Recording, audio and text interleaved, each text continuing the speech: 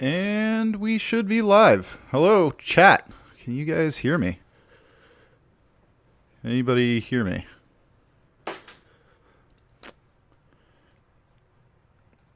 Let's see. It's been a little while since we've done this. Uh-oh. No. It's been too long since I've done this. Ah, okay. I was hearing myself on Mixer. Apologies. All right, we're back. It's a stream. It's a real thing, everybody. I'm super excited about this. So, we're going to talk about exploitation today. So the last time we did one of these process videos, it was about reconnaissance and scanning targets and whatnot. So now, a year later, we're going to actually talk a little bit about exploitation. And what I mean by exploitation is not necessarily buffer overflows. Okay, we will talk a little bit about buffer overflows and how they work, but really on penetration tests and outside of CTFs, really we don't spend a lot of time developing exploits unless you're an exploit dev or a security researcher specifically. So we're going to talk. I'm going to go give an overview and kind of show an example of a buffer overflow and a really, really basic example of how to write one. But we're not going to go like deep into like bypassing ASLR and all that stuff. So what we are going to do is talk about that buffer overflow. Then we're going to launch into some Metasploit usage, using and searching exploit DB, and then some web exploitation examples. Just kind of go over how like web's done quite a bit. I was going to do some like post exploitation, like priv-esque kind of methods, but I decided that works better as a priv-esque video. So we'll kind of do a separate priv-esque video with some common misconfiguration exploits and stuff like that. So anyways, we'll jump right in. I've noticed several people in chat have commented on my wallpaper. All credit goes to Deviant, who posted it on Twitter the other day. So if you're not following Deviant Olam, give him a follow for sure. So anyways, let's jump right in. So we're going to open up a terminal here, and we'll make that a little bit bigger. So we're going to jump in. I already have a example program that we're going to use for this example. So just to kind of give an example of how buffer overflows work and kind of show just really basically how they're written, we're going to go through this example. Now, I started to write my own, but I'm a terrible developer, and really to avoid the various errors I could run into and give a clean example, I was able to I found somebody else who gave who wrote an example buffer overflow program. So here is the website. I'm going to post that in chat real quick just so that everybody else can see. But all credit goes to this blog here for the actual sample code. So as you can see, it's pretty simple. It just asks you to put in some text and then displays the text that you wrote. And then it's got this secret function that you don't seem to be able to get to. Okay, there doesn't seem to be any way we can actually get to that function. Now, we're hackers, so we're going to do it anyways, right? The first thing we're going to do is we're going to use a tool called objdump, and we're going to dump the various functions and addresses or offsets of different objects in this file. Now, specifically, we want to look for the secret function, so we're just going to grep for secret, because otherwise you'll see, if we don't do this, I'm going to see a huge output, and then we have to kind of scroll around, for what specifically we're looking for. So we just grep for secret directly, and we're going to take a note.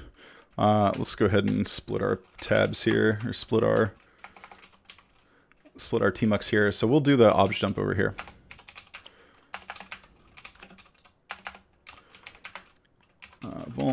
grep for secret. Oh, need to be in the right directory, Derek. You'll excuse me while I kind of kick the rust off here. Obviously, it's been a while. I noticed a few people commenting on how long it's been. I think the last stream we did was the Extra Life stream, so that was like a 12-hour stream, right? But it has been a while, and I apologize for that. It's been super busy, kind of stretching my legs as a new SANS instructor, and a few other things that I'm working on that hopefully I'll be able to share with you, in a little bit. Okay, so we have our offset. We have the memory address that secret function is located at. Now, for any of you like uber elite hacksaws who are much better at this exploit dev than I am, all of the securities have been turned off. Okay, so there's no like ASLR or NX bits or anything like that. To contend with. This is a very, very straightforward example here. Okay, so now that we have our offset, we're going to jump into GDB, which is a debugger in Linux, and you'll see that I have Gef installed, which is a kind of a helper for writing exploits and debugging programs for exploits. There are other ones like PETA and, Pwn debugger and stuff like that, but I use Gef. So there we are. Now, the cool thing about Gef, and other products, other projects have this as well. But the cool thing about Gef is that it has some built-in things for us. So we can do some neat stuff like we're going to go ahead and create a cyclical pattern called a Debrusion sequence. And we're just going to create this pattern here. Now, what you'll notice about this pattern is that it basically creates non-repeating, unique 4-character sequences. Okay, so it's AAAA, BAAA, CAA, etc., all the way through. And if we made this like 1,000, you'll see that it continues to work non-repeating. So when we get a 4-character sequence, we know it's unique. Okay, we know exactly where in that sequence it is. And this will be important in a minute. Okay, so we have our 100-character pattern, and if we just cat our example real quick, so we can see here's the offset of secret function, and here is the code. We can see that it's only allowing 20 bytes for the buffer. Okay, so when we input our information here, it's only allowing 20 bytes. And you'll see that there's no checks to make sure that we put in under 20 bytes. Okay, there's no checks at all. So us being terrible people, we're going to run this, and we're going to put in much more than 20 characters. Okay, we'll put in that many characters. And we see that we get a seg fault, a segmentation fault. Okay, so we have a crash. Now, what we can do now is we use our Debrusion sequence, and we can actually put in the non-repeating, or the cyclical non-repeating pattern. And when we do that, we see that it can't access the memory address here. What's happening is void echo is getting to the point, it's getting to the point where it finishes, right? And when it finishes, it needs to come back to main. Now, the way it does that is that it puts a specific address onto the stack saying, hey, when I return, when I get back to, when I finish that function, I need to return, and I need to return to this address. Since we wrote much more than 20 characters here, we actually start overflowing on the stack, and we actually end up overwriting that stack pointer, that return pointer, okay? And when we do that, we overwrite it with bits of our cyclical pattern. So we can see that the EIP, the instruction pointer, has been overwritten with this IAAA sequence. And we can use that sequence to find out where in that pattern we are. Oh man, Graz father is one of the devs of Gef, and he's calling me out for having a old Gef version. You can see how often I actually do this kind of work. Okay, so we can see here that we can see here that the offset is at 32. So there's 32 bytes, 32 characters that we can put in before we actually start overwriting the buffer. So what we actually want to do is we want to write some Python we're going to print out 32 A's, okay? And then we're going to add 4 B's. Now, why are we doing this? Well, so what we're doing is we see that if we write enough characters, we can actually overwrite the instruction pointer with our own input. So what we're doing is we're going to try and isolate specifically what characters are overwriting this instruction pointer. So we'll write the 32 A's and then we'll change it to B's. So we should see 4 B's put into this instruction pointer. Okay. Oops, I need to actually close that. And if we look, we can see that now that we've written it, we have these 4 B's in the instruction pointer. Now, why do we pick A's and B's? Well, A's are useful because it's pretty, like, you're never going to run into actually like memory actually being used at this address. Generally never. Never say never, but almost never. And also our instruction pointer is the answer to life, the universe, and everything. So a little bit fun, a little bit nerdy there, but we can tell that we are effectively, very concisely overwriting the instruction pointer. So now, instead of trying to jump into this strange memory address, we're going to try and jump directly into this secret function. And in order to do that, we're going to put its address. Now, we're going to use a format called little endian, and basically what that means is that at a very high level, the byte order is going to be reversed. So we actually start with the least significant byte and then the next least significant byte all the way through, right? So we'll do 82 and then 91, 04, 08. Okay, so what we should do now when we overflow this buffer is we're going to write a bunch of A's onto the stack. We're going to overwrite EIP, the instruction pointer, with this specific memory address, and it's going to jump into that memory address, which should put us into the secret function, which should print out, congratulations, you have entered the secret function. All right, so we will hit enter. And if we scroll up, we see our output saying, congratulations, you have entered the secret function.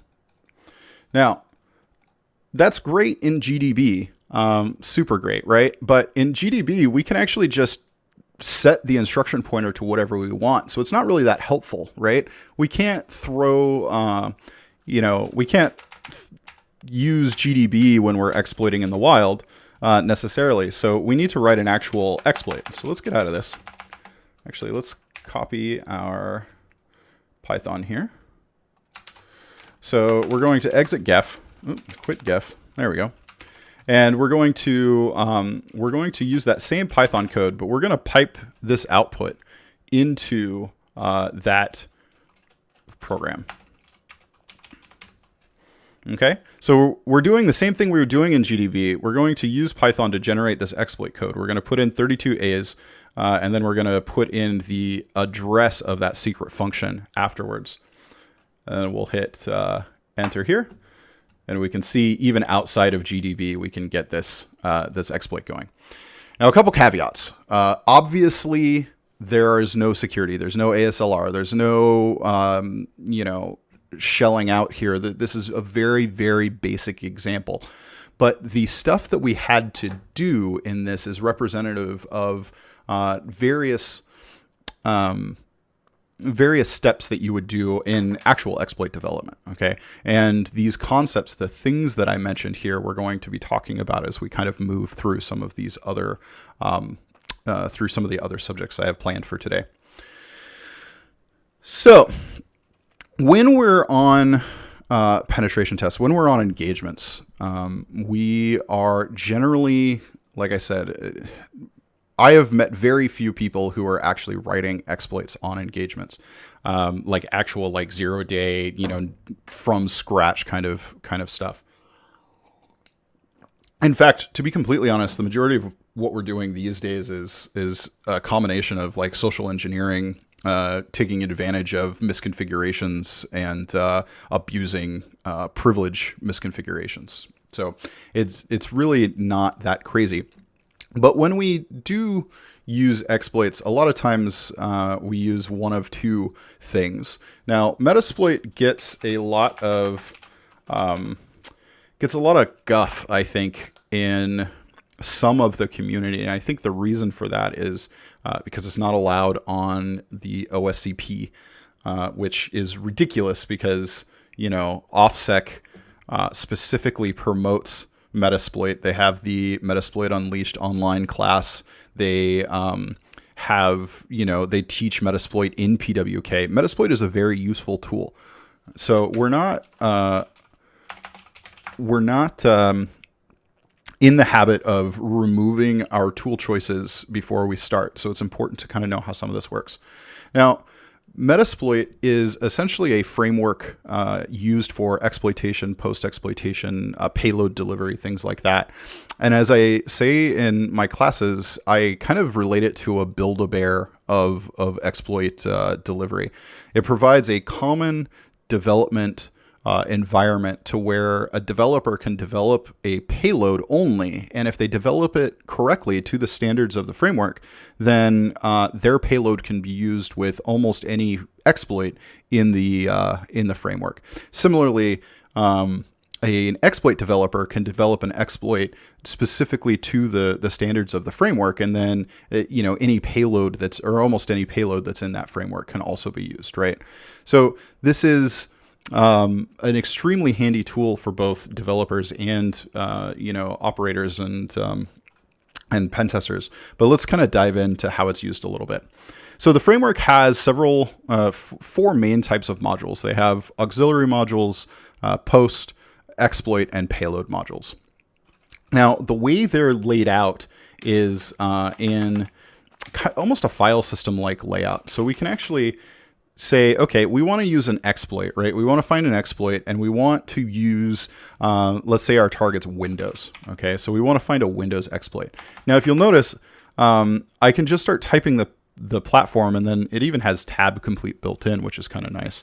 But further beyond the platform, they also separate out, you know, who or what services, what software we're going to use. So let's use an SMB exploit because, you know, it's always an XMB exploit.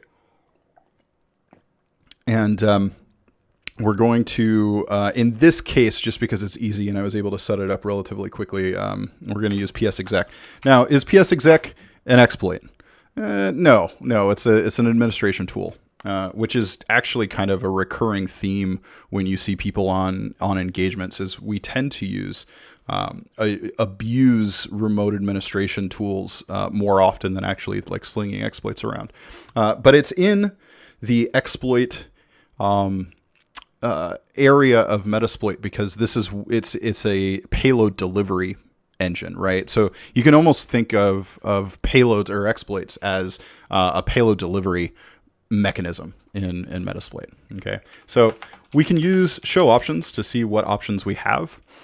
Now, I'm going to target a Windows machine that I have set up in my environment. So we're going to use set to set the rhost to 192.168.47.132. We're going to leave the remote port the same because that's the SMB port. We're going to set the SMB pass. Now notice that these are not case sensitive at all. So we're going to use SMB pass to set our password and SMB user to set our user. Now, of course, these are very secure credentials that I use in the wild because I are elite security person.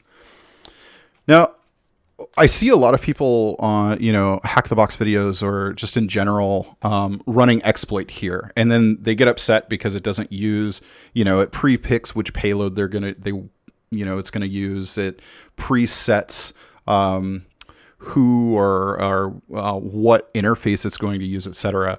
And then, so what they tend to do, what I see people do, is they run exploit, they Control-C out of it because it's not going to work, and then like change everything. But we can actually set our payload ahead of time.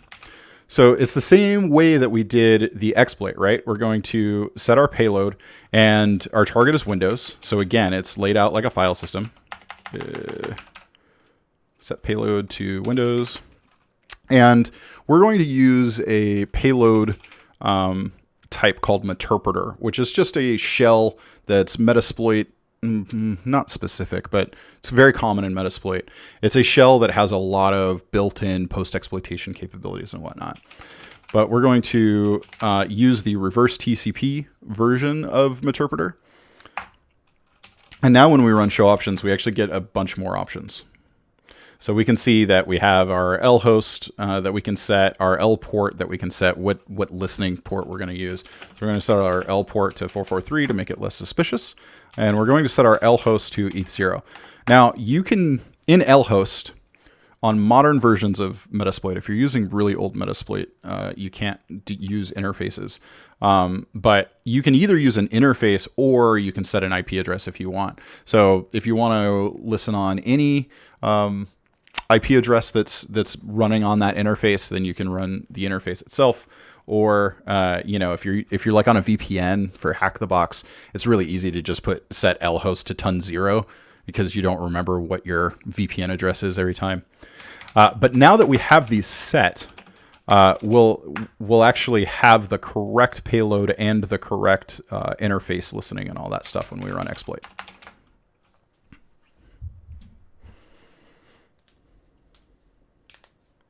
And here we go. So it basically just connects to the server. It delivers the payload, which is Meterpreter, and then receives that shell back.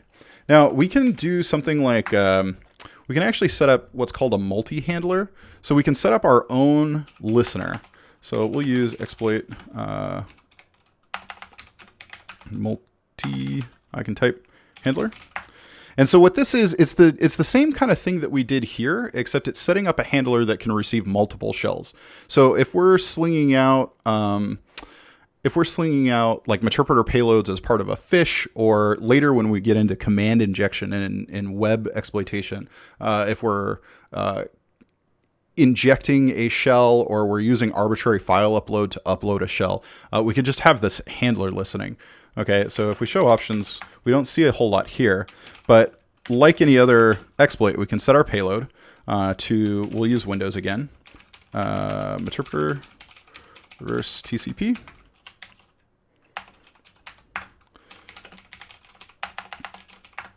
And we have, similar options. So we're going to set our L host to ETH0. We're going to set our L port to 80, just to not stomp on the other listener. And then there's a few advanced options that we can use. Now there's a lot of advanced options we can use, but we can do a few extra things here. So for instance, we can set exit on session to false.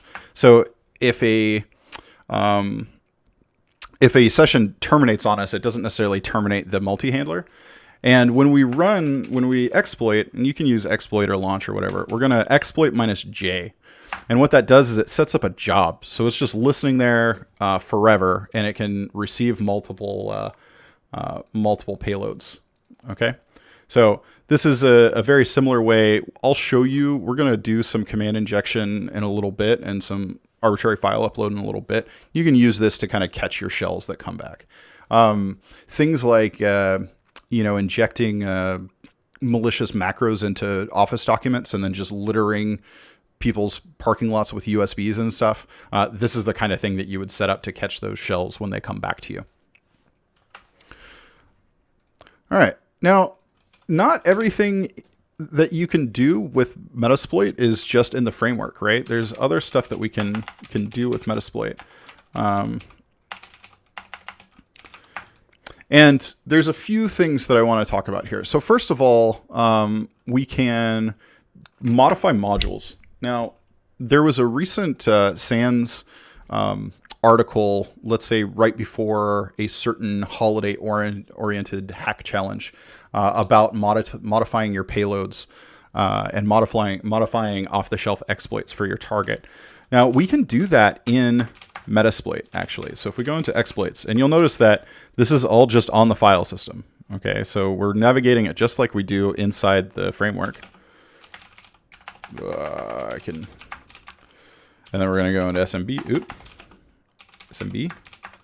And we'll see here in SMB, there's an MS08067, which is the old Conficker virus, right? The old Conficker vulnerability. In here, it's all Ruby. And before I hear, you know, a bunch of groaning and stuff, like, I am not a Ruby person either. That's not to say that Ruby's bad. It's just not what I know. I'm better with Python personally. And frankly, I'm bad at everything, but I'm better with Python. But it's laid out in a way that's relatively easy to interpret. And so you can start looking at various things. So here we have a default option for the exit function if we wanted to change that. We have a default setup for what the bad characters are. Now, we didn't go into bad characters when I was talking about buffer overflows, but bad characters are oftentimes some sort of like control character that will interfere with how the vulnerable software is interpreting your payload. So for instance, 00 or the null byte is a character that's often used in various C functions that shows that that's the end of the string and it should stop processing. Okay, so like printf, that's how printf knows that like that's the end of the string and it doesn't just keep writing, you know, forever. 0A is a control character for a line feed, etc. So if you know that you have extra bad characters, or if through some sort of fuzzing or debugging that you were doing of the software, there's more bad characters on your target than what's there by default, you can update that. Additionally, you know, targeting. These are the return pointers that Metasploit is going to assume for this vulnerability. And sometimes that changes. If you are targeting a very specific kind of application or a very specific system, and it tends to have a different return pointer, then you can set up your own system to mirror what your target looks like. Do your own debugging, find out what that return address is. So in our example, that was the obj dump. Let's see here. Let me get back into it. So if we obj dump the vuln grep secret. So for us, you know, this is the pointer this is the address that we're trying to return to. So if this were applicable, and of course these are different exploits for different software, but we could take this address and put it in to update or change or set up another target that you know, Metasploit wasn't aware of from the beginning. So it's one of those things that I think Metasploit in general gets a bad rap because it can be very point and click. But just because things are heavily automated does not make it a script kiddie tool.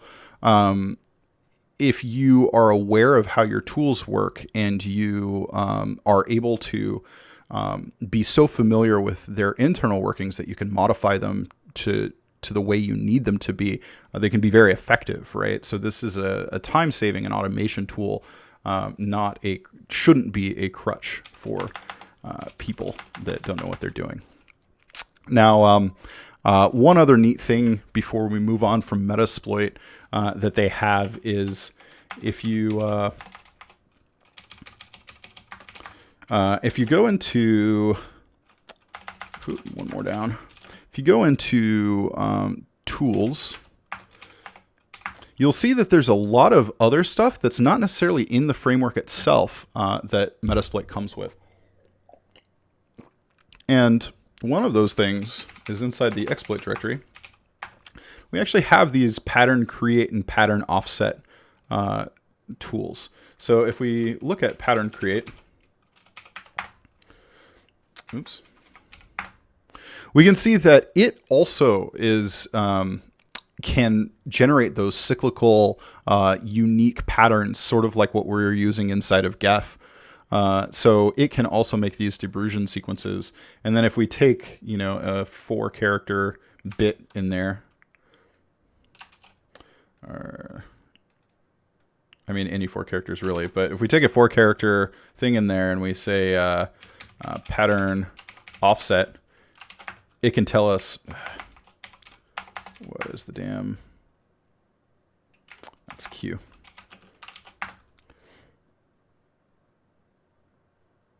It'll tell us exactly where in that pattern that offset is. So you don't have to be inside of Gef to use to generate these kind of things. There's lots of different tools that provide this, but there's more to Metasploit framework than just what's going on inside of the framework itself. So. Let me kind of catch up on chat. That was a lot for Metasploit before we move over to Exploit DB and Sploit Search. So it's mostly just people saying, "Oh my God, it's been a while." That's true. Am I up to any more SAN stuff? Yes, I've been teaching for them for a little bit now, and I actually just taught a class at the Cyber Threat Intel Summit last month. And I'm going to be teaching in Reno in a couple weeks, so that should be fun. I teach the 504, so the hacker techniques and incident handling class. So a lot of fun, a lot of work, but it's a lot of fun too. And then Hypno in the Twitch channel asked how it feels to be instructor. It's fun. I mean, it's a lot of the same kind of stuff that I've always done, you know, so like it's similar to live streaming and you know, giving talks at conferences, but I guess the ante is higher, right? I mean, like these people they're paying a lot of money to listen to me ramble, as opposed to, you know, the people on the internet that are just kind of like, I'm bored, I guess I'll see what this guy's doing. So it's important to me to really practice and be you know, up on what I'm talking about and make sure that everybody has a good class.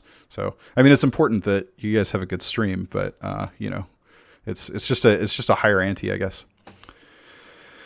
All right. So stream's looking good, guys. I'm glad there's I got about 60 people watching across the different platforms. So that's awesome. It's good to see. It's good to see you guys missed me.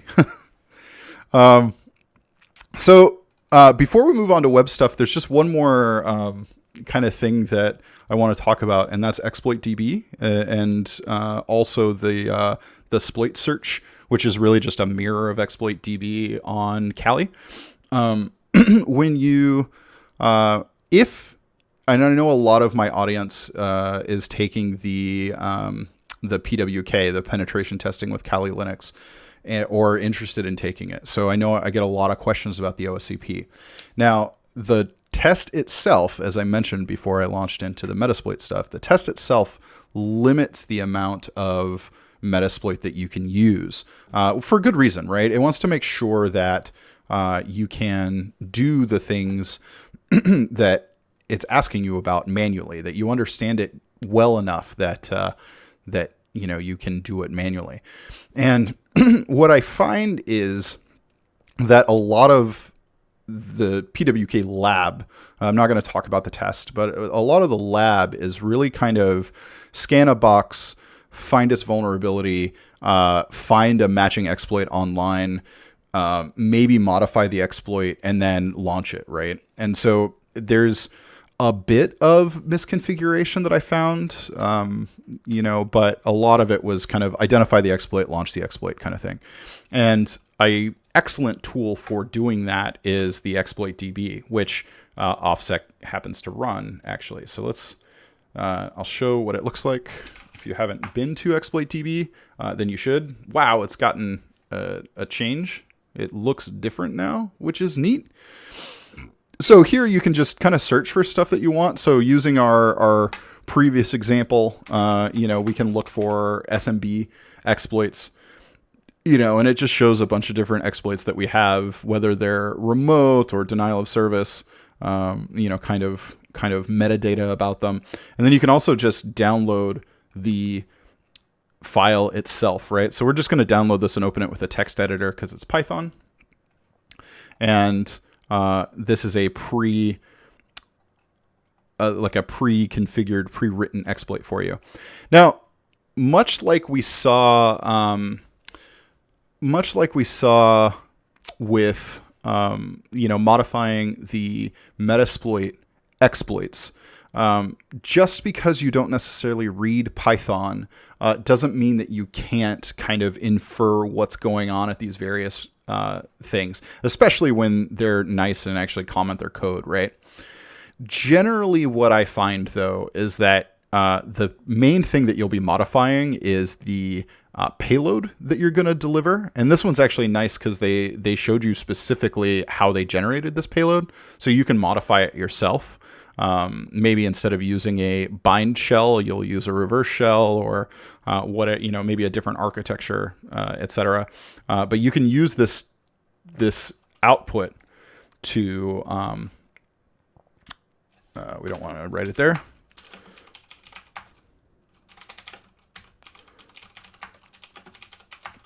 We can use this tool to generate our own shell, or if we want to do it on a different port, for instance, we want it to bind on their port 8080, right?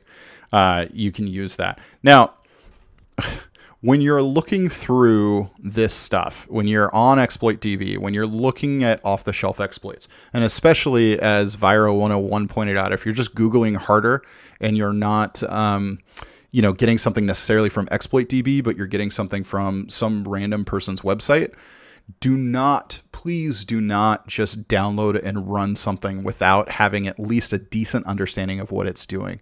You have no idea what this shellcode does. In fact, you don't even know if this shellcode was generated with this command. They could have put that command and maybe be like, oh yeah, it's going to bind on port 8080 or port 4444.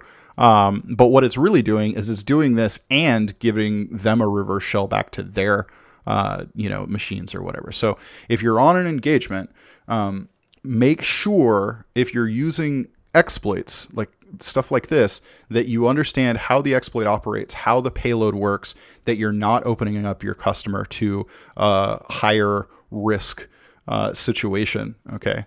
So in general, I know how MSFNM works. It's another thing that's in the Metasploit framework that's not necessarily in the console itself. So I'm familiar. I understand how this works. Run it yourself. Make sure that the payloads match, or that you get a useful payload out of it. You can kind of start looking here. You can start looking at how the exploit itself works. Now, this gets a little more complex because what you're actually doing is, let's see, you're actually, like, this is actually doing some crazy stuff where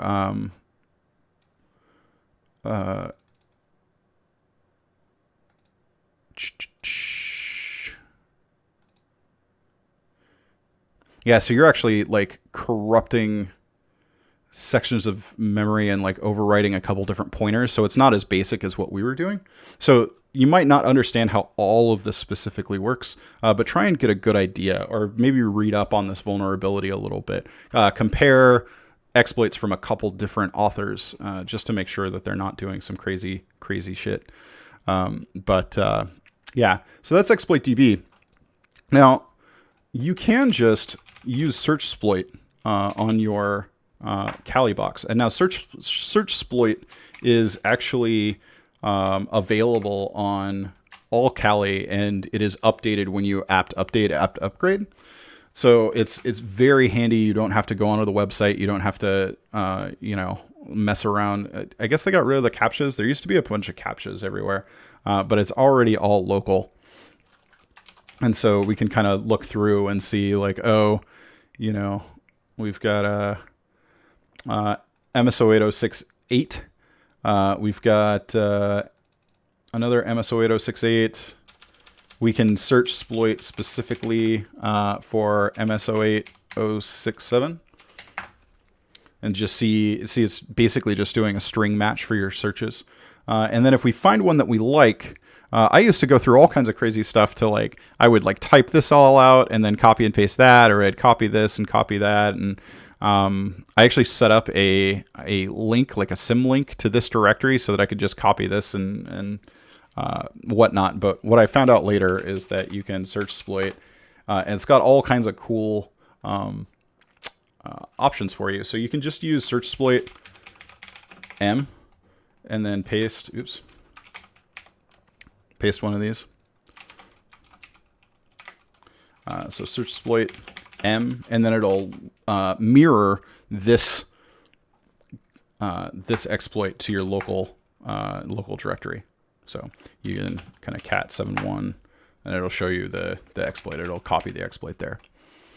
Now you have, like, you know, C code, right? But what do you do with that? Well, a lot of times it will have some sort of compile instructions for you in the top. It does not look like this person did, but a lot of times, like, if you need anything specific for compilation, then it'll put it up here. A lot of times what you can just do, though, is like GCC that and then use a -o and output to, you know, like exploit or whatever, right? Now you'll start running into, you know, errors or whatever. This being a Windows,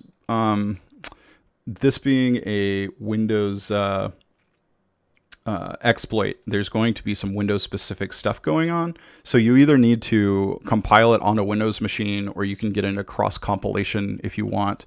There's a few different cross compilation techniques and methods out there. But if, say, let's SearchSploit for like Linux, just like anything Linux, and like this guy, why not? So we'll SearchSploit M and that one, and we'll GCC 4.5. Now there's a bunch of other errors, and we need to kind of go through a lot of that stuff. But one thing to know is if you're trying to compile 32-bit like exploits, or exploits that are going to be launched against a 32-bit machine, and you're on a 64-bit machine, you need to use the -M32 so that you're compiling as a 32-bit binary. That will come to play quite a lot. What I tend to prefer to do in general when I'm on an engagement is I want to have a test system that mirrors my target system as much as possible. I do that for a few reasons: to test AV bypass. So I'll install the same AV that they have, and preferably the same version with the same updates if I can, so I can start testing AV bypass. Like if my exploits or payloads will get caught by whatever they're using for endpoint protection. The other thing it allows me to do is I can compile on that specific system so that the binary is already ready to go for that system. But yeah, it looks like there's some non-commented stuff here.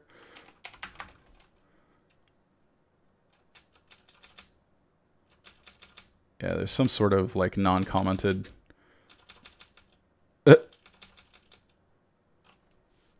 Yeah, that's weird. So that's what the errors are coming from. We don't actually need to compile this, but this is an example of how to compile. There is a lot involved in compilation. So, you know, do some more Googling if you're running into errors. As a non-developer, I just tend to, you know, like Google the error and find out what it's trying to tell me. For instance, these obviously, like, that's not real C. That's a command output that they left in their README for some reason. So sometimes you'll just have to go line by line. This is not commercially developed code. Okay, when you get out of the actual Metasploit framework and you start trolling the internet for exploits, no one is supporting this stuff. No one is being paid to help you with it. It's kind of, it worked for me and here it is, you know, kind of as is sort of code. So again, be careful with it, but also know that it might not necessarily just run out of the box. You'll have to do some, you know, critical thinking about what's going on. So that's that. That is my rant and you know, blurb about ExploitDB and Sploit Search. Let's see. Let's catch up on the chat. You can do SearchSploit -M and just like the number. Oh, interesting. You can just do the number. Cool. I did not know that. that is less typing as well.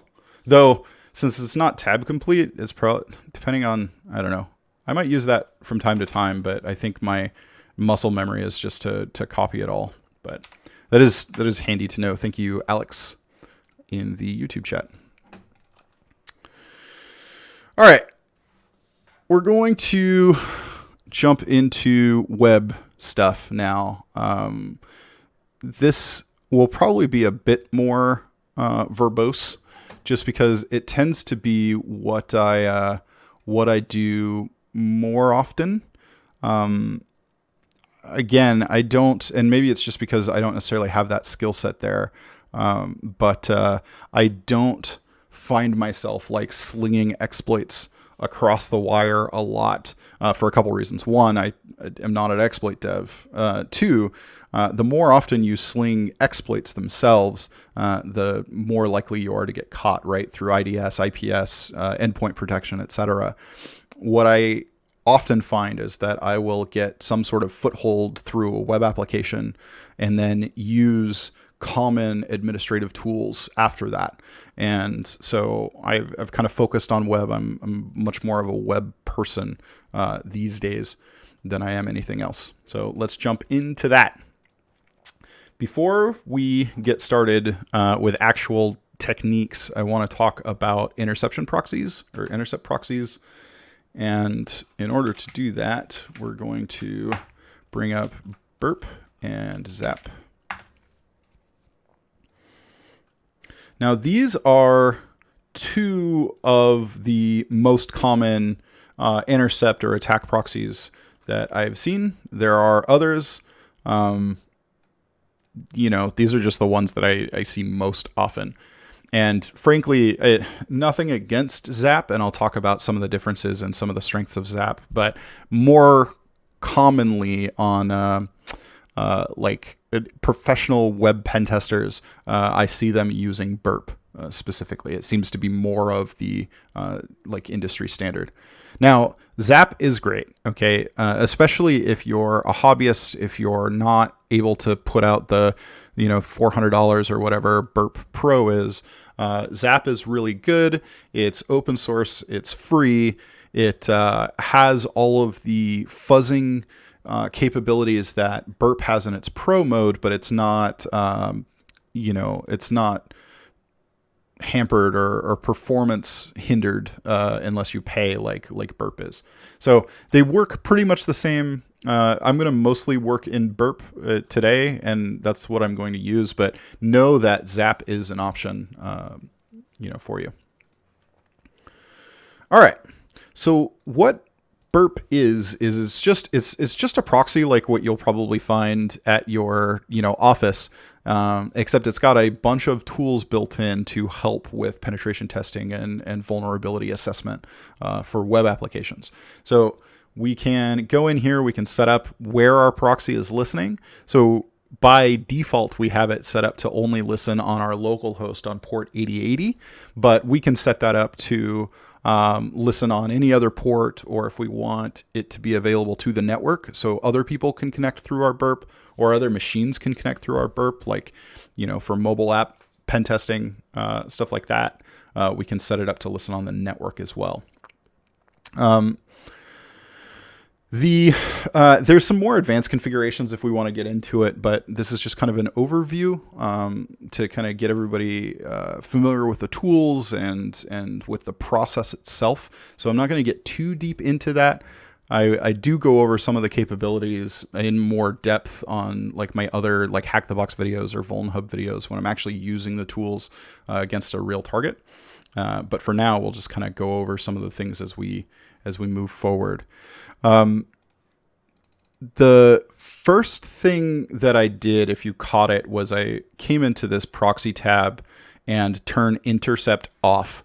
And we'll use intercept in a little bit to kind of show how it works. But generally speaking, I leave it off unless we're actually trying to change the requests or the responses in flight. Okay. So if I submit something and the client doesn't allow it to be submitted for some reason, I can intercept the request, modify it, and then forward it off to the server if I need to. So we'll talk about kind of client-side bypass, like client-side security, and how to bypass that in a little bit. But just kind of know that this intercept functionality that I turned off is how that will happen. Generally, I work from either the HTTP history tab or the repeater tab, and we'll go into kind of how that works and why in a little bit. So first things first, I was doing a little bit of testing earlier. So I have a server set up at, let's see, what is that address? 192.168.47.134. And as you can see, it's listening on port 80, which is, helpful because this is a web exploitation section. So, there's web to be exploited. So we'll open up our Firefox. And I use a tool. You can use your system proxy settings or your browser proxy settings to interface with an intercept proxy like this. But I tend to like to use something else. So there's a few tools in the space. Foxy Proxy is one of them that I typically use. There's another tool called Proxy Switcher. There's a lot out there.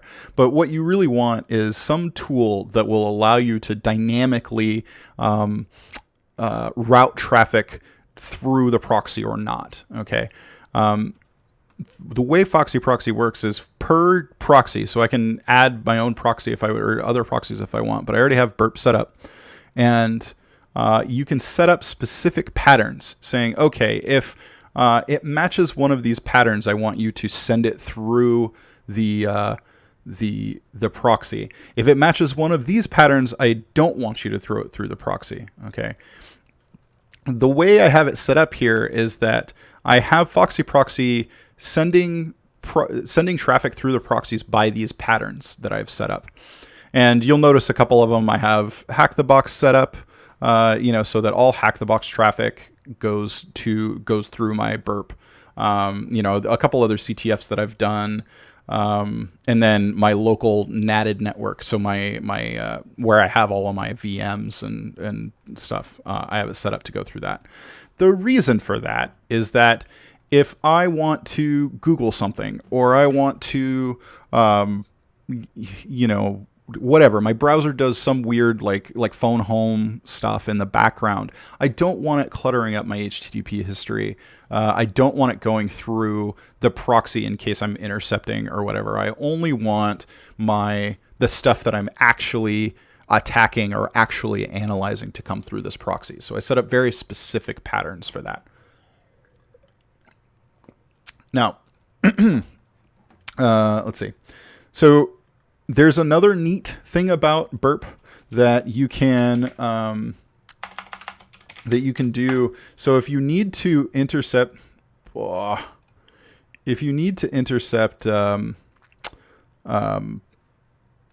HTTPS for some reason, so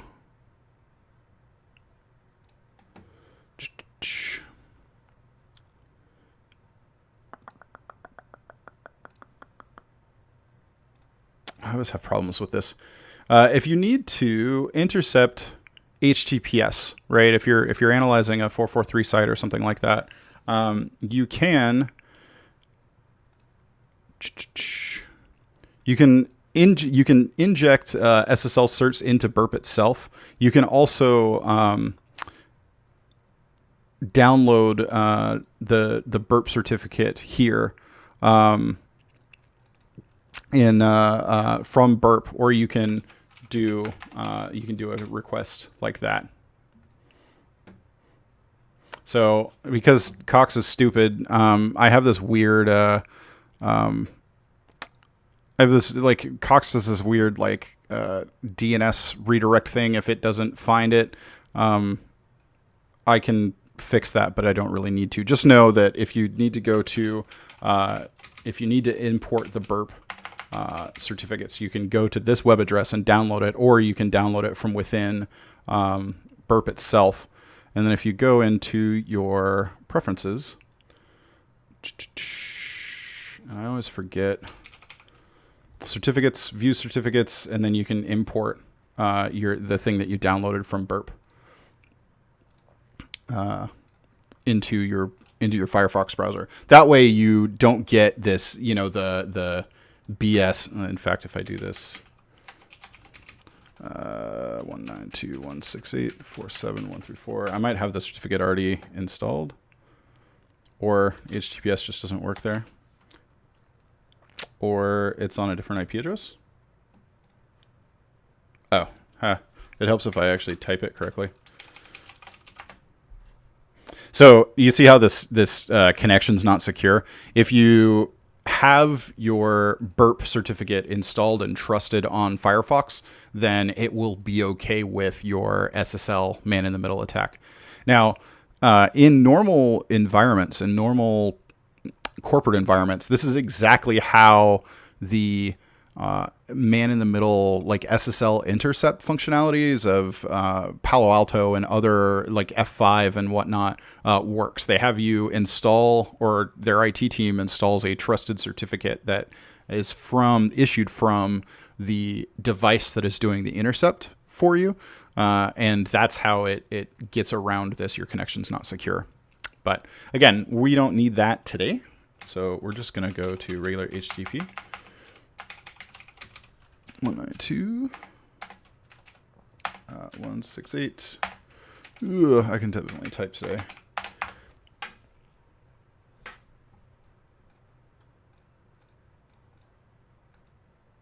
Oh my God, I cannot type today. There we go. And we're going to use the Mattila project. Now, what Mattila is it's essentially a vulnerable by design web application, and it has a ton of vulnerabilities in it on purpose so that you can test out different vulnerabilities and different exploit methods, and it has the ability to crank up the security level. So, for instance, the higher the security level is, the more filtering and explicitly allowing specific characters it will do, so that once you familiarize yourself with a vulnerability and an exploitation method, you can crank up the security level and learn more in depth kind of how to bypass certain filters and stuff like that. So it's a very, very handy, useful project to use. And it even has all the different vulnerabilities spelled out by the different, OWASP top 10 kind of categories. So we have, like SQL injection, other types of injection. The three that we'll use today is we'll do a little bit of SQL injection, we'll do a little bit of command injection, and then we'll also do an unrestricted file upload attack. But of course, there are many, many, many, many other things that you can do here. And the great thing is they have videos set up to help you if you get stuck, or to kind of explain these different methodologies to you. So it's extremely helpful and useful learning tool out there. We're going to be using it because it's just a really handy thing to have. Like, you just install Mattila and it takes like 5 minutes. And, you can demo pretty much any web attack that you need to. So I use Mattila all the time for like executive briefings when I'm like, you've never seen a database attack, but here's what it looks like. And it just has all of the vulnerabilities preset for you. So what we're going to be doing today is we're going to show a little bit of SQL injection, just to kind of show how it works and some of the tools involved. So here we have a normal login page, right? And if we try and admin, we can see that it doesn't work. And we can also see how Burp is working in the back end. So we actually see all of the different get parameters, all of the different get requests and post requests that we make inside of Burp itself. So if we, kind of click, like, here is our initial request to the server, and we can see the request, like the raw request itself. We can see just the headers. We can see the hex, raw hex request, and whatnot. And then if we look at the response, we can see the same thing with the response. Here's like the full request itself in ASCII. We can see just the headers, including our cookies. We can see it in hex. We can render it if we want. Take care, Murmus. It's good to see you. The rendering engine is actually a lot better in Burp 2, but we're still using 1.7 right now. But if you have Burp 2, the rendering engine is quite a bit better. So you can actually see what it even looks like. You don't even really need a browser anymore if you don't want. I tend to look at it like this. Another functionality that we can use, like I said, I generally work in HTTP history, or I work in repeater. So if we find a specific request that we want, so for instance, this post request, when we actually try and log in, if I want to do some manual fuzzing, some manual mucking around with this request, I can right click and click send a repeater. And as you can see, there are keyboard shortcuts as well. But again, this is an overview. You can right click, send a repeater. And then in repeater, it's just kind of the same view, but it's flipped on its side a little bit. And we can just real fast kind of muck with some stuff. So we're like, oh, it's not admin, it's admin123, I forgot. Click go, and then we see the response. What this is handy for really is when we're doing like cross-site scripting or cross-site request forgery, server-side request forgery kind of stuff. Anything that you're like mucking around with a payload, you're trying to get past some sort of filtering, or it's a real tricky payload that you need to inject. You can use this repeater to just real quickly kind of enumerate through some stuff. It's very handy. But so SQL injection is just real briefly when you are pretty sure that an application is using a database in the backend, which, let's be honest, any non-static, and hell, even some static sites like have databases in the backend these days. Not that that would make them technically static, but like pretty much everything has a database. And we can inject some sort of SQL. It's not sanitizing our input correctly. It's not saying, hey, database, you should view this only as text. It's the database is receiving input from us and is interpreting our input as either text or SQL. So we can write something like this. And we can actually get the server to recognize this as SQL. And so what this is doing is we see this in our mind's eye as sort of like a, we can see this as like a select, star from users where username equals and password equals, whatever, like that, right? And what's happening is it's expecting to say, okay, select the actual user from the users table, but only where the username equals blah and the password equals blah. And this is our two different input parameters, right? So what this would actually be is, right? Like, is that the parameters we have? Yeah, so username equals admin and password equals admin. So that's what this kind of looks like, right? Now, what we're doing is we're actually going to mess around with it. So when we type this in, we say, okay, where the username equals admin, but we're going to mess with the SQL a little bit. So what our input is going to look like, and we'll keep this over here. What our input's going to look like, if we just paste this in here, basically, we're going to say,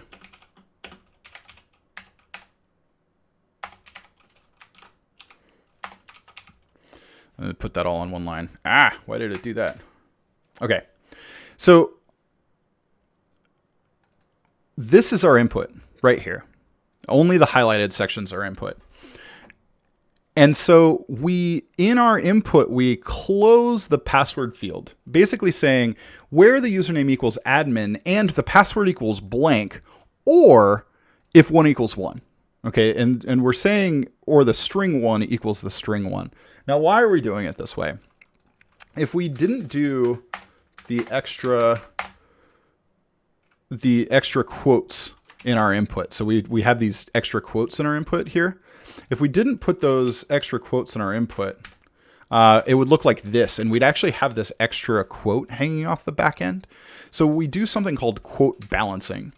So we're actually using the fact that they have a quote on the end of the query, and making ours just strings to kind of balance those quotes. And so when the database makes, or when the application makes its database query, it's going to say, hey, select admin and the password of blank or 1 equals 1. It's like, well, yeah, 1 does equal 1. So it returns true and it allows us to log in. So let's actually try this in the web application. So I just copied and pasted. I know you can't see it, but just copied and pasted. And when we log in, we see user or status update user is authenticated, and we can see that we're logged in as admin here. Okay, so that actually worked for us. Now, that's easy, but what if we wanted to do it automated? What if we wanted to use a tool? What if the payload that we needed to use is not that straightforward, right? Well, there is a tool, a very useful tool called SQL Map. Now, this again, I think has a bad rap in that it kind of automates and makes SQL injection kind of a click to own. Now, that's true for really basic SQL attacks. But the modern day, the majority of our SQL attacks that we actually see online aren't that easy, right? They take very sophisticated kind of payloads. Oh, Hydro, thanks for coming out. Guten Nacht. See you next time. Auf Wiedersehen. So it takes much more sophisticated payloads, and so SQL Map can actually help you generate those or find those. It does take some finagling, and in some of my other videos, you see some of the more complicated where we specifically tell SQL injection to use either like time-based blind or Boolean based inference or Boolean based binary inference kind of stuff. But we're going to keep this very simple and straightforward for this demonstration.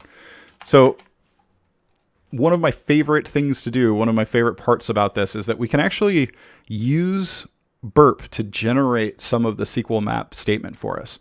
And so we can go in, we right click on the request what we want. So we have this post, this post here, and we're going to save the item, and we're going to save it in the stream directory or wherever you want to save it. And we're going to call it like, auth bypass SQL Map. And it doesn't matter, what you call it. It doesn't have to have a specific extension or anything. But so now we see that this request is here. Now we can look at it and we can see it's basically just XML of the request itself. Okay. But what's neat is that SQL Map can actually, with -R, can actually read in this file and automatically start attacking for you. So normally you'd have to do something like, -u, and then you'd have to put in the URL, and then since it's a post, you'd have to use another input parameter to show what your post parameters are, blah blah blah blah blah. It's a lot going on. So you can just use -R and bring in the request from SQL Map for you. So we'll come in. We got some information here. It looks like that the SQL injection on post parameter username is what it's going to try first. It looks like MySQL is what's going on here. Do we want to skip tests payload specific to other DBMSs? Yes, we're going to skip because we know it's MySQL already. We're not going to try and fingerprint for other databases. Now, sometimes you might want to fingerprint. You might want to check out like, hey, there are other this isn't quite working correctly, or we know for a fact that it's not MySQL, it's something else. You can specifically set that by doing --dbms equals and then whatever database it is, or you can have it manually fingerprint by hitting no if you want, but we're going to do yes. For the remaining tests, do you want to include all the tests for SQL, MySQL, extending the risk and levels? No. That can take quite a bit of time. It'll start doing all kinds of crazy like weight-based, sleep-based, timing-based kind of attacks against the database, and we don't necessarily want to do that right now for time's sake. And again, we already know it's a basic buffer or a basic SQL injection. So we're going to say no. It's going to start like doing all of its crazy stuff. Now, I want to point out here that like it took us less time to exploit this manually, right? So we don't need to use this tool all the time. It's useful for when we need to. It's useful for when we need to use it when things are more complex, but we kind of need to know what we want to do here. Now, multiple injection points, we want to inject into the password.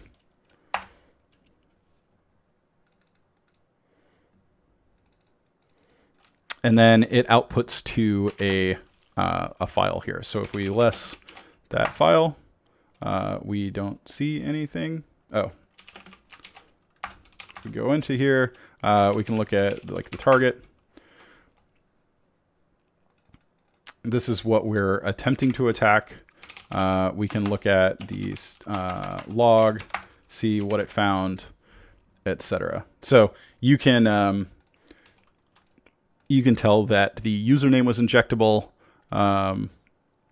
And then we can also see that the password was injectable with this as well. All right. Now, with this, we can do something like --dump and just like dump out the whole database. That's not common from an auth bypass kind of SQL injection, but Mattila is really screwed up, on purpose. So we can do like, we can add like --dump and it'll try and, oops. And it'll actually try and dump out the entire database for us. And this might take some time. And this is where SQL Map really shines, right? Once you've manually, identified the SQL injection, you've got a test payload together, and you're seeing that you can get SQL commands to run on the host. You don't necessarily need to like manually do all of this enumeration. You can have SQL Map do it for you. Additionally, there's a type of SQL injection, a blind SQL method called binary inference. And what it is essentially, if it's blind, right? If you have the ability to tell that it is injecting SQL, it is reading your input as SQL, but it's not returning output of the actual SQL commands. So let's say if you generate a true statement, if you put in like a user's name into a search field, and if that user exists, then it comes back and it shows you the user information. But if you put in an invalid user, it's just like user doesn't exist, right? So if you say valid username and 1 + 1 = 2, well, that's true, right? Or if you say valid username and 1 = 1, that's true. So you'll see the user get printed out. But you can use that and say, okay, valid username and the first letter in the first table name of the first database equals A. And then it's like false. So it comes back saying user not found. And you say, okay, well, what about B? And then you just kind of start enumerating through that until you get to U, and it says it says like, oh, here's the username, and you go, okay, cool. So the first letter in the first table of the first database is you, and then you kind of enumerate through that. Well, it is a pain in the butt to do manually. So that's what tools like SQL Map are really, really handy for. Okay, so I'm gonna cancel this. We don't need to like sit here all day while this dumps the entire Mattila database, which is actually pretty big. But if you're following along at home, or you want to mess around with Mattila at some other point, SQL Map is very handy and very useful to use. Just catching up on chat a little bit. Hydro, I already said bye. You probably didn't hear it though. Sorry about that. Oh man, that is a long SOC day. 12 hours in the SOC Security Operations Center is seems pretty rough. Sorry to hear that, guys. Hopefully these videos help you write those rules though. Like that's kind of what these are for, is like, yeah, it's fun to be the adversary, but really the whole purpose of being the adversary is to help everyone understand these attack methods so that we can generate better defenses. So you guys are doing, the really important work. And, we appreciate the fact that on a Sunday, you guys are working ridiculously long days. And, hopefully we're helping the time go by and giving you some cool defensive ideas. All right. So, let's see. Let's go into command injection. So we did SQL injection a little bit. We showed off some SQL Map. We're going to move into command injection. And coincidentally, Mattila has a command injection module for us. All right. So what this module does, the purpose of this, and this is illustrative of things that you'll find in the wild. You won't necessarily find a web application that does exactly this, though sometimes you do. But you'll find applications that, maybe, in fact, we found a 0-day and a router one time at one of the SANS events had a IoT night. So they brought in just a bunch of like IoT devices and hooked them up on a wireless network for everybody to hack at.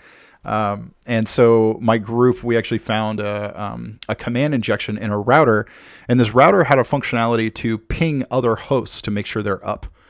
And so it was very similar to something like this. In fact, do they have a ping? They don't. Okay. But very similar to something like this. So if you type in like a host name, like google.com, I don't think this is actually set up for the internet, but if the DNS server had, or let's try localhost. Yeah. If it had the ability to look up information, it would be posting the NSLOOKUP stuff here, right? So maybe let's see if I can find this. Nope. Okay. It would be posting the NSLOOKUP data down here.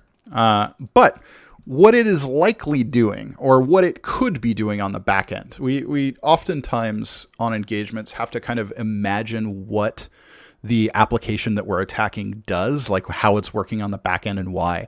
One of the things it could be doing is taking our input and literally just putting it into an NSLOOKUP box here. So if we did this, wouldn't be able to find it. What if we just did like Google? Okay, so we'd see something like this come back. Okay, now if that's all it's doing, if it's taking our input and injecting it into a console command or a terminal command like this, we can break out of that, right? If it's not sanitizing our input, we can break out of it similarly to how we broke out of the SQL argument or the SQL query as well. So from the command line, not even on the web app, right? We can just kind of figure out how we can do these sort of things just even on the command line. So from the command line, let's think of a couple ways that we can break out of this command. We can use a command delimiter like semicolon and just do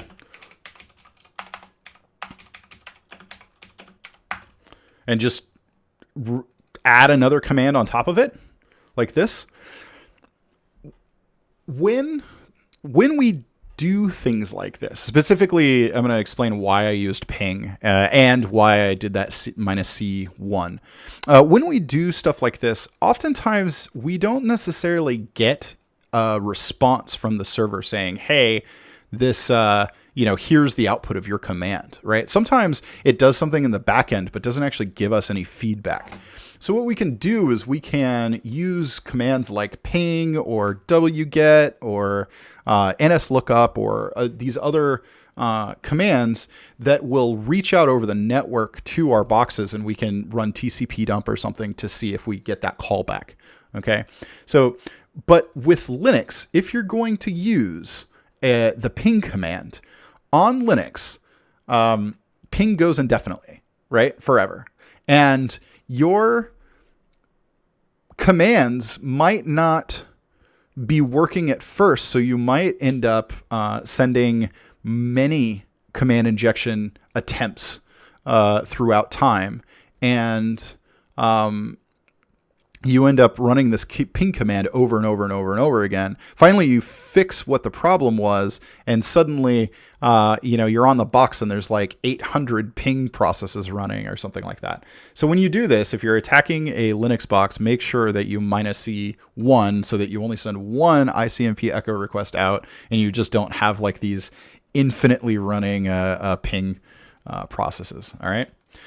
So some other ways, like maybe they're filtering on the semicolon. So some other ways is we can use the and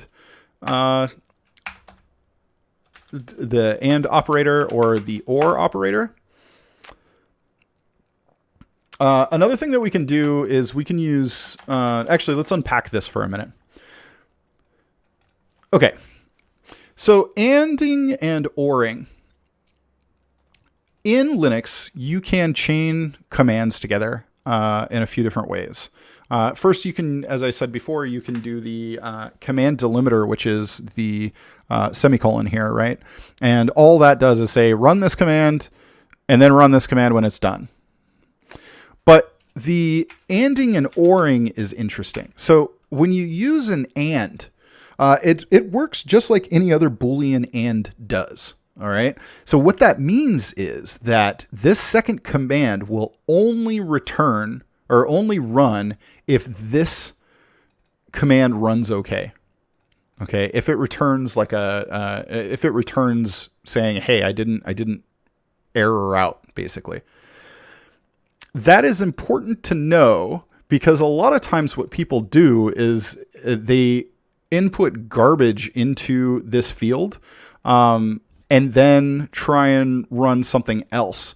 And if you input garbage and the previous command errors out and you're using this and syntax, that could be the reason that you're not getting your injection to actually fire. So just be aware of how you're stringing these commands together is important. When you use or, it doesn't matter, because oring doesn't care about success, right? It's either or.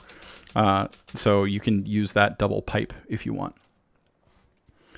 Another thing that we can do is things called like substrings, subshells. So there's a couple ways to do this. We can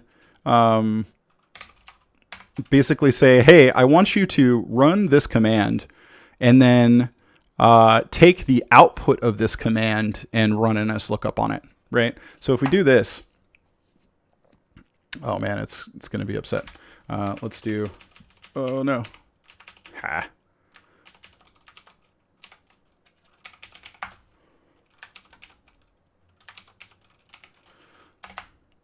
Okay. So if we, am I using the wrong? No. Okay. It is this. So if we like say ping, why is it getting so upset? So what it should be doing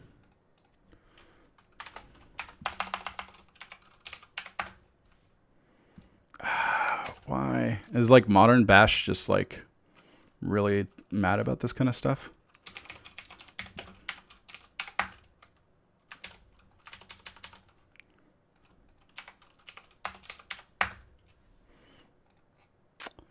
I don't know why that's not working.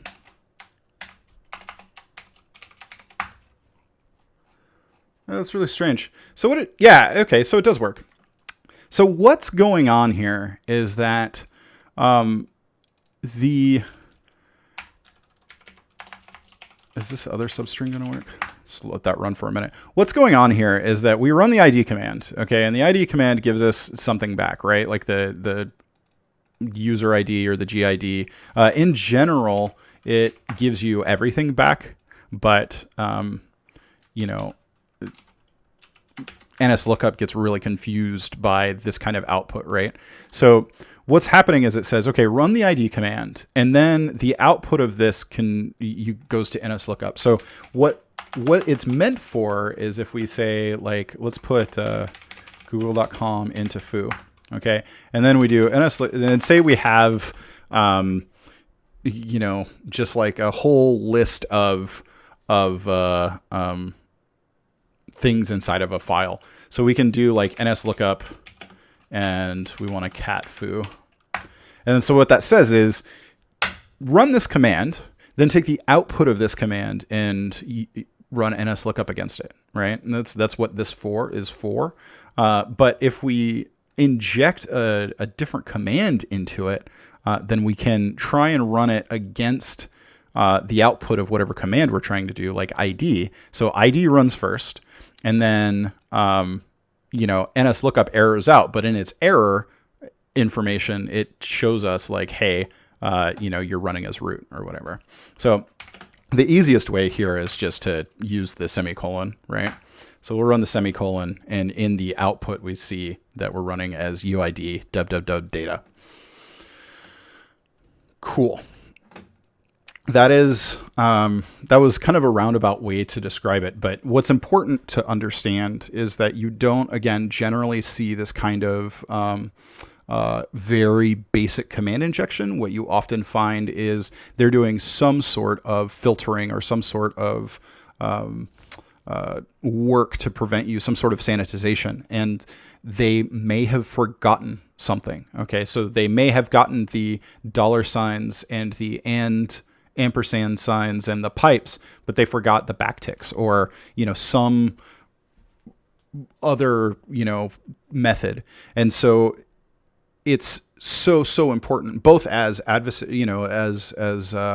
offensive security people and defensive security people, to know as many ways as possible to do something and know like these weird edge cases of how things can be done, so that you can either bypass filters more effectively or write more effective and more comprehensive filters. That's also why explicit allow is much more effective than explicit deny.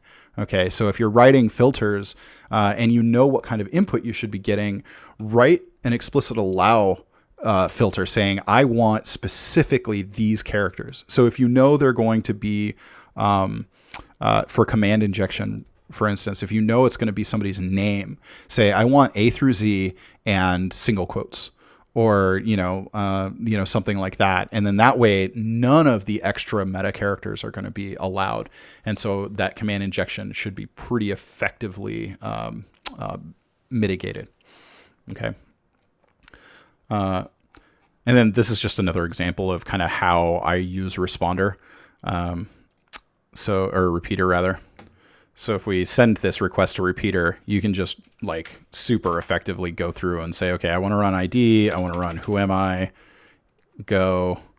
And oftentimes pages are not as ridiculous as Mattila Day is. So it's not, this version is not as effective, but you can see kind of the output here. A lot of times you're getting this feedback on much smaller pages. But this is kind of how I go. And then I also have a keyboard shortcut set up to send these requests, so you don't have to type and then click go every time. All right. We got command injection. Let's talk about unrestricted file upload. Oops. So we will go into security misconfigurations and we'll check out this neat file upload utility. Now, before we get started, I have already written a just a simple PHP shell. Because of the way this application works, the standard way to do this, where you actually say, and I know that's really hard to read, sorry everybody, where you say, like, in here you want to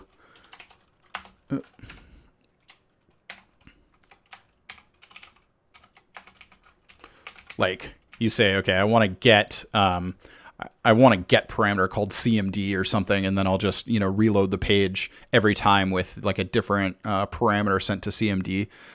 Just because of the way this web application works, you can't actually do that. So we'll use this PHP shell instead. So we're just going to upload this shell and then upload this file. Now it tells us specifically where things get sent to. Sometimes we have to figure that out, through some sort of fuzzing or like, derbustering or analyzing the program in some other way. But this one's nice enough to just tell us, so that's nice.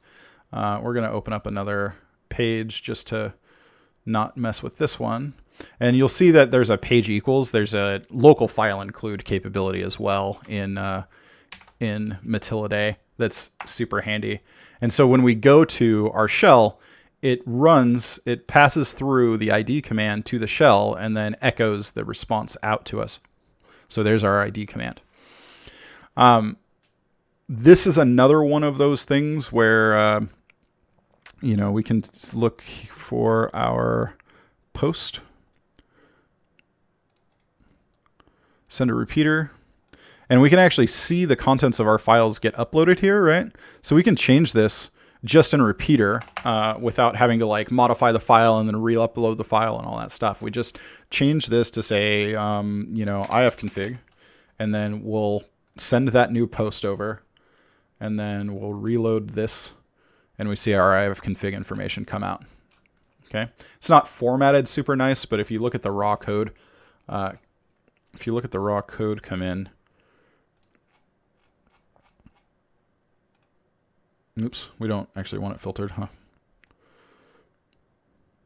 We can actually see that it's formatted fine in the text, but since it doesn't have like the HTML formatting tags in there, it comes out all garbled afterwards. So that's another reason why, outside of Mattila that, obviously has just a ridiculous amount of code in it for each page, we tend to work in repeater because we'll see, the output of what we were expecting to see more clearly.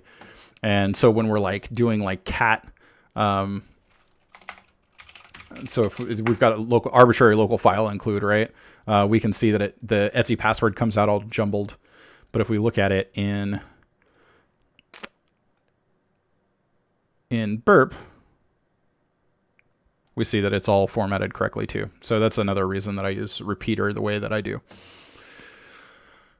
Now, before we wind down for the day, because this is quite a bit of content, we covered, a little bit of how buffer overflows are written. We covered how we use Metasploit to find and deliver exploits and deliver payloads through exploitation. We went over kind of how ExploitDB worked, and now we've gone over 3 pretty common web exploitation techniques. We're going to go into just a little bit more about how Burp or other intercept proxies can be used to help like client-side bypass or WAF bypass techniques. So let's imagine, for instance, that the arbitrary file upload didn't like PHP files, right? So if we tried to upload a PHP shell, it's something ending in .php, it would come back and say, that's bad, right? Like you can't upload PHP files. You can only upload like JPEGs or something like that. We can turn on intercept and see if this is a server-side technique, like a server-side filter or a client-side filter, right? If the client is the actual one, if the web page itself is the one that's stopping us from entering this kind of stuff, then we can actually intercept the request from where it comes out of our browser before it hits the server and modify it. So we'll turn intercept on, and we'll try and post this, but we'll change this to move shell. We'll call this shell.php. Oop, I mean shell.jpg. Okay, so now when we go to upload, it thinks that we're uploading a JPEG file, right? And Burp has actually intercepted that for us and said, and we're saying, oh, no, you don't. It's not a JPEG file. It's actually a PHP file. And the content type is going to be something PHP. What is your content type? It's just like text HTML. Nope, that's not right. Content type is application XPHP. So we can make this modification after it's left the client, after it's left the browser, and forward that on. And now if there was any like client-side protections in place, we would have bypassed it because we're not using their client. This is a very common misunderstanding that I see in web developers that don't have any security training or haven't encountered penetration testing or any sort of offensive mindset before, and especially more so with the front end developers than the back end like developers, right? And it's not bad. It's not their fault. They just need education. They just need help, right? But what I find is that they're like, well, like our page doesn't allow you to do this, so it can't be done.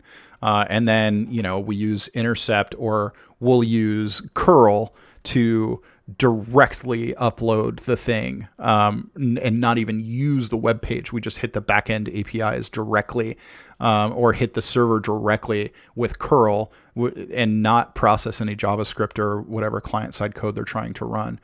And so that is generally how client-side bypass is done. Another thing I run into a lot, and this is from an offensive perspective, is I see this in interviews actually a lot. And here's a hint if you ever interview for me. We have some pre-screened questions, and we have a few pre-screened questions and like a CTF that we have people kind of participate in. And what I find is we'll say something like, okay, how do you do command injection? And the web server is filtering, $signs and like exclamation points and pound signs, and like all of it gives us a bunch of things that it's filtering.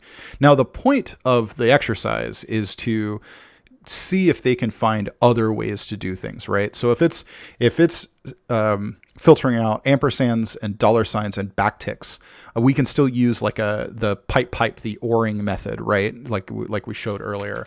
I don't know if I have it on this shell.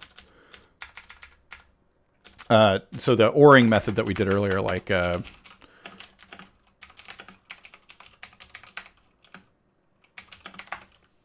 we can use OR to chain that command together. That's the purpose of the exercise. But what people tend to get caught up on is using the technique they already know and finding some way to force that through. And what I mean by that is they'll say, okay, well, I really need those backticks, so I'm going to figure out some way to trick the application into letting the backticks through. Now, if it's client-side filtering, that's fine. You can, inject it later. But if it's not, if it's good server-side validation, and we give them the code, so it is, it should be clear that it's server-side validation. What I tend to find is people either try and like base64 encode it, or URL encode it, or ampersand, like the HTML escape it. So things like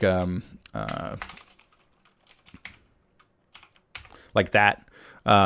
is another form of escaping things. And so they'll try and use that sort of encoding or escaping to get past the filtering.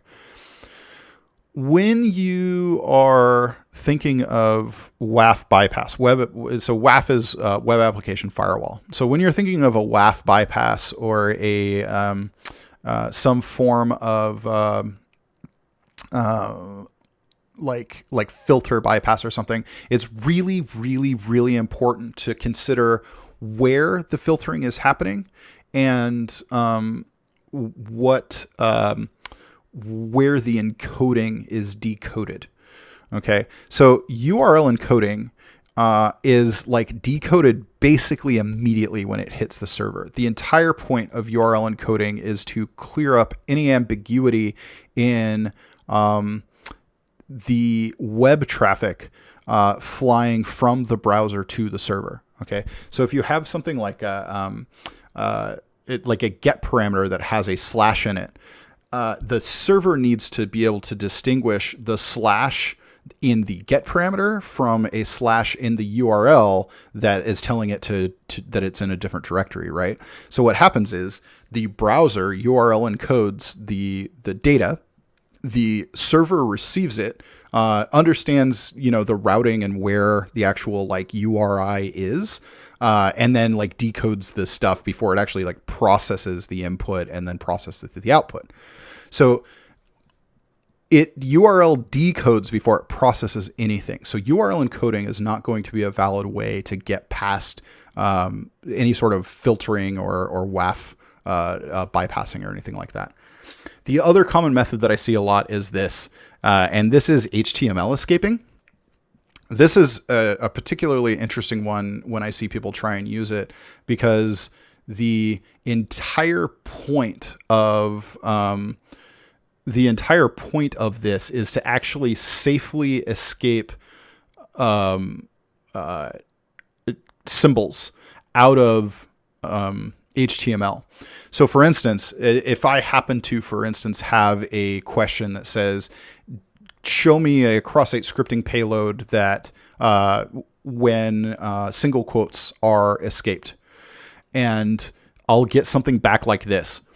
The entire purpose of this type of escaping is to display potentially dangerous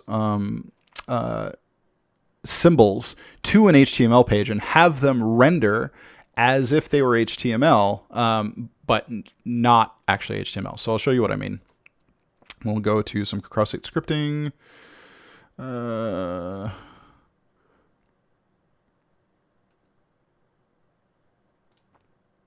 So if we do like a script alert, woohoo script. What happens is that we can take a look at this in Burp. So we're sending our script through. The response comes back, and down towards the bottom. Oh yeah, by the way, Burp has this rad search thing at the bottom. I don't use it enough, and I don't see other people use it enough. But it's super handy, especially when you're looking through really big, really big pages. It can find exactly what you're looking for. Now, what's going on here is that it tries to show you results for. Remember when we tried to do Google.com? It says results for google.com. So cross-site scripting happens a lot when it reflects your input back to you or back to whoever is going to that site. So when we do this script alert woohoo, what's happening is that it tries to put this woohoo, this script alert woohoo into here, but since it's not properly escaped, it runs the script. It thinks it's part of the code that needs to be rendered, and then that's what happens when the JavaScript actually runs and we steal cookies and all that fun stuff. So the way to properly do that, if you're using like Apache mod rewrite or a web application firewall that will on the fly rewrite this kind of stuff for you, what should happen is we do something like this, and I forget what the Let me look it up on the other screen real quick. HTML escape.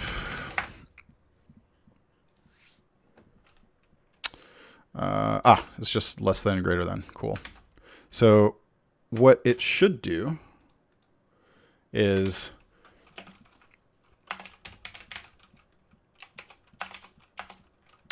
ampersand greater than GT, yeah. Let me say alert, and then it'll be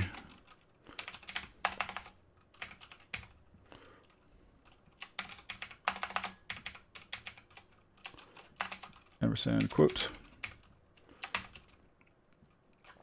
And then we just copy this again.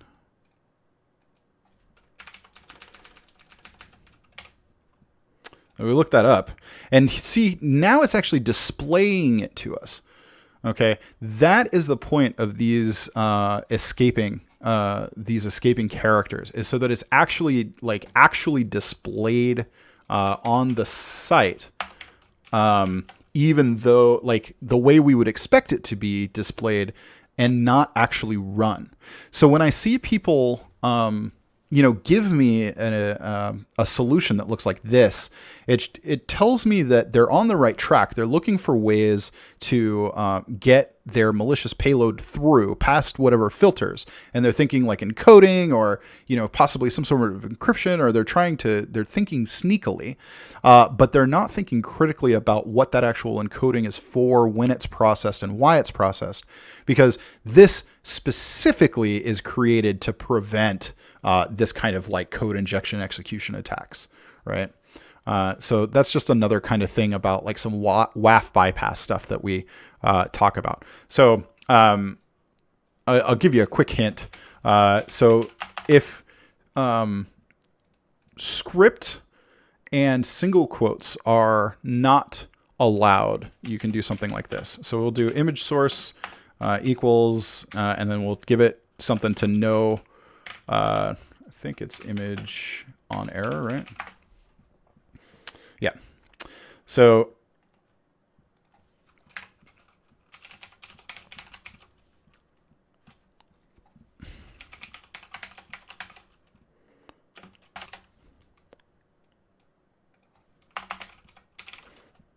and so this should work. I might need to clean up the yeah, okay, cool. So let's take a look at what actually happened here. So what happened, I'll put this back up here so we can take a look at it. So when you're trying to get through WAF configurations like this, web application firewalls or other types of filters like this, what you're trying to do is, back when we were talking about the command injection, you have to have multiple ways to do something specific. So we can't use script, we can't use single quotes. Well, what can we use? Well, it turns out that there are other injection vectors for cross-site scripting, other things that allow you to use JavaScript without using the script tags, right? One of those ways is on image tags.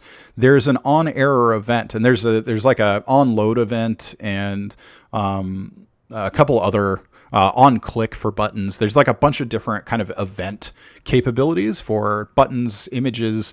Even the body tag has on load, and so you can use these to inject JavaScript without actually having the script tag, right?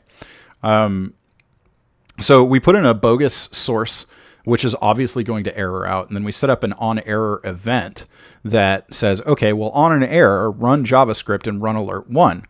Now, a lot of people don't think about the fact that alert doesn't only take strings, right? You can put integers in there. There are other methods you can use to put in specific ASCII codes. So if you do need it to display ASCII characters, like actual letters, you can use other JavaScript methods to generate those letters from integers or hex or something like that.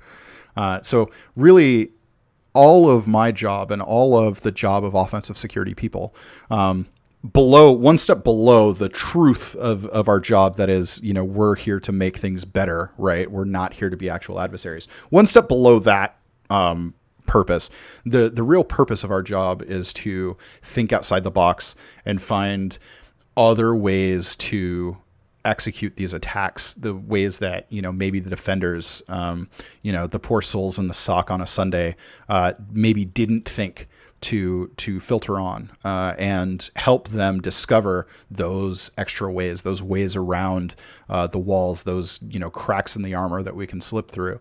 And that's what we're looking for. So, B for effort on trying that encoding stuff, but it's you really have to think about where and why those encodings are being used. So anyways, that's my spiel. That's my rant.